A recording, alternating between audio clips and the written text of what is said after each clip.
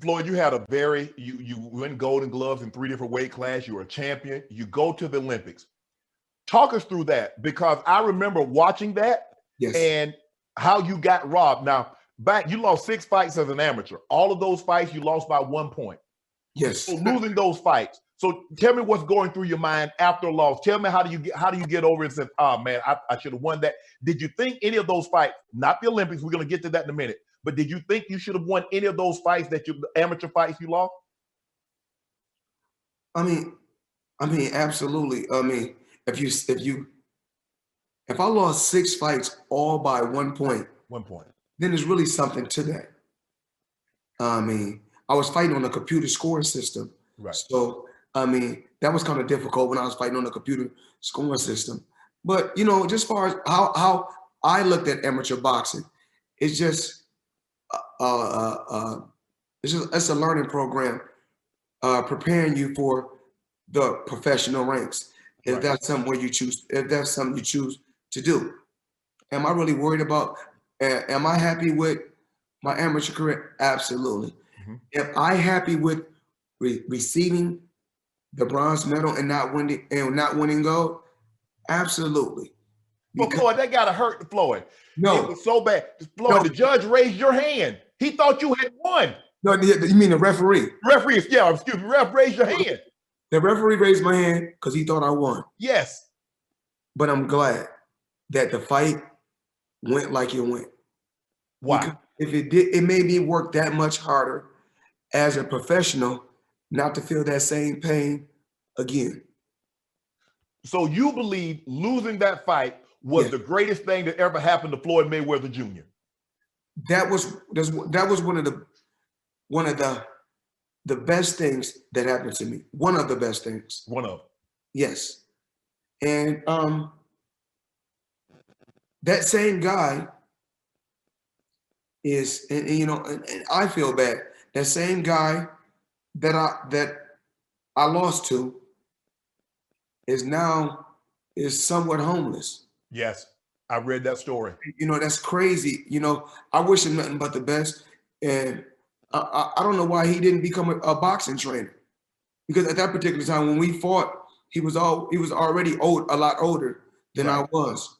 Because, you know, I was fighting at the elite stage at 16. And you know, I wanted to turn professional at the age of 14. But, you know, it never happened. 5 years later, I turned professional at 19. Then within a little bit over a year or something, I became world champion. Yeah. And was world champion almost, well, I mean, somewhere probably like 20 years. You turn pro right after the Olympics. The Olympics in '96 were held in Atlanta. You become world champion in '98. You stop Hernandez. So what's going? I mean, that's a fast turnaround, Floyd. I mean, normally guys need 8, 10, 12 fights before they even get a title shot. And inside of 2 years, you're world champ. Well, this is the reason why, because I was active. Okay. I was very, very active. I told you. Sometimes I would go to the promotion. Basically, I would go to Top Rank, which at that time, they was my promoters. Okay. I would go to the office. I would go to the board. Bruce Tramplett, a guy named Bruce Tramplett was the matchmaker. I would go in there, say I want to fight this day. They said, Floyd, you know, you're one of our top fighters, and we know you demand, a heavy payday. I said, listen, pay me what you think I deserve. Pay me something solid. I just want to stay active because I know where I'm trying to get to, you know, as far as with my career. Right. They would keep me active. I think it wasn't even a full 2 years. I fought 17 fights, then I fought for the title.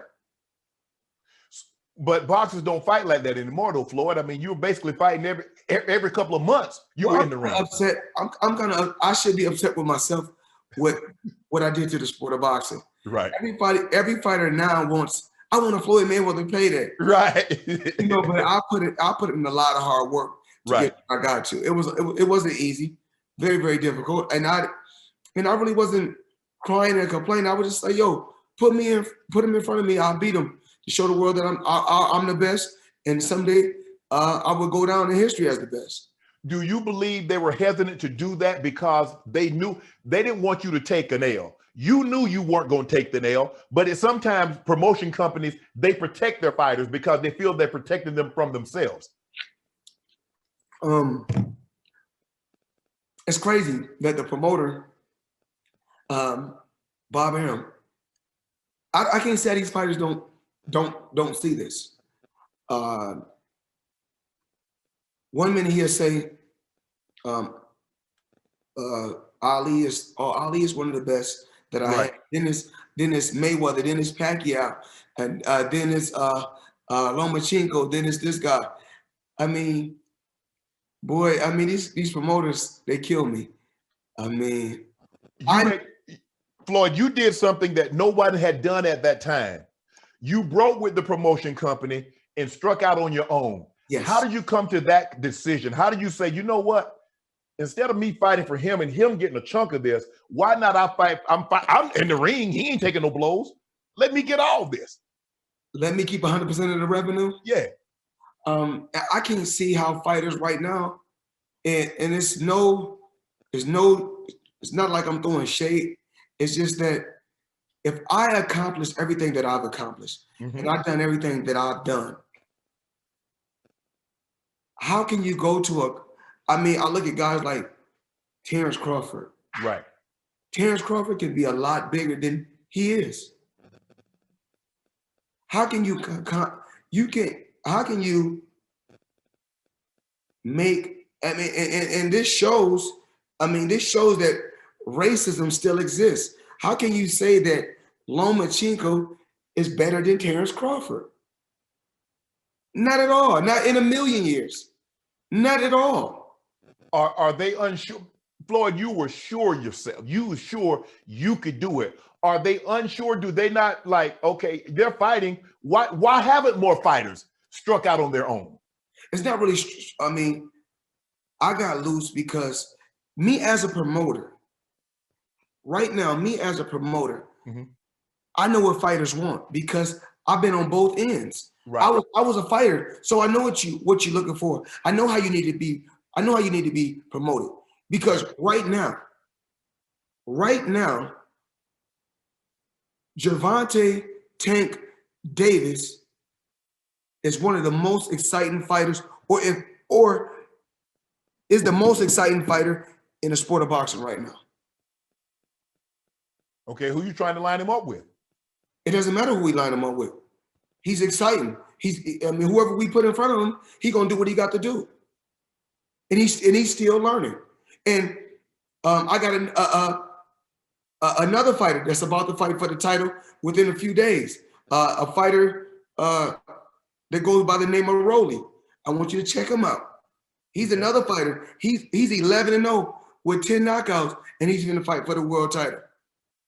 He's a heavy hitter also, and he's very, very exciting. So my job is to put these guys in position to make a lot of money and to entertain.